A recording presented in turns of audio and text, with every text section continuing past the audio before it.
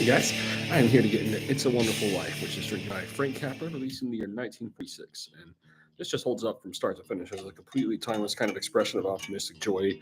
The screenplay just reminds me a lot of like how Robert Altman kind of writes it. There's just a lot of like wonderful characters around it, and communicates the original essence of free-spirited expressionism. I mean, Capra is just absolutely wonderful for this depiction, which just turns out to be incredibly ahead of its time. Like it was kind of one of those that was polarizing at the time. I think its time has passed. It's like, yeah, this is just universally kind of agreed to be a masterpiece. And it's an ultimate story of just finding hope in life through all of life's darkest steps, and it's really just beautiful from start to finish in a really wonderful way.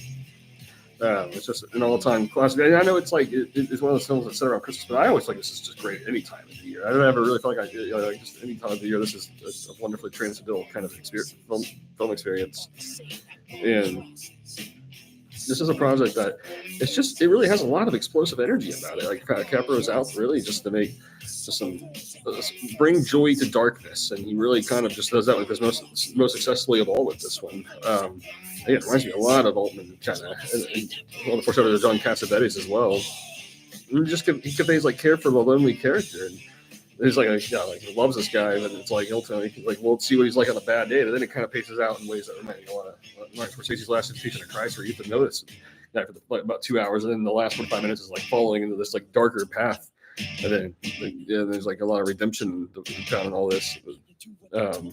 Really original pacing. I just love this story from start to finish, and yeah, James Stewart's just as one of his all-time greatest. This right here, as long as the latest performance, along with Mr. Smith goes to Washington, and then he also just wonderfully foreshadows his darker moments in the 1950s, in collaboration with Alfred Hitchcock, particularly. And yeah, this is just really a wonderful depiction, start to finish, and yeah, it just conveys something of a supernatural essence that's just like really beautiful in the writing from start to finish, and how everything's portrayed really holds up, and it's just extraordinary. Again, the way it all builds up, like it's like in the first 2 hours really is like a kind of like a giant build up to like the final 45. It's in a lot of ways like the Last Invasion of Christ, but I love that because it kind of always gives you just a lot of time to breathe with just the characters and all the like dynamics of the many others, and then it's just like you need to go through all that to kind of see like.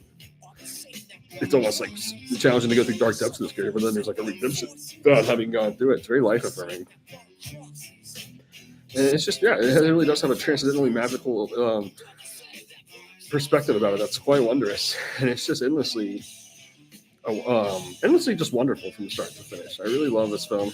I really love how it portrays just this incredible perspective on filmmaking. And yeah, it just holds up as an all-time favorite. It's really strong in storytelling, very strong, and it just has a sincerity about it. Yeah, James Stewart just wears it in himself in collaboration with Frank Capra. There always has a sincerity that breathes right through this entire story, and it's just one of the most life-affirming projects I've ever seen. It's completely wonderful from start to finish, and kind of feels like just feeling reformed in many ways. And I've had many moments in life watching this, just feeling like, wow, that was just one of the most reforming kind of like movies I've ever seen. Like it's just so beautiful how it gets kind of like makes light of a dark moment, you could say, for a character's life. It's really wonderful. I mean, another project that's reminds me of a little bit in the feeling and influences some of Don Hertzfeldt's animated projects as well. Very original, very life affirming, very timeless.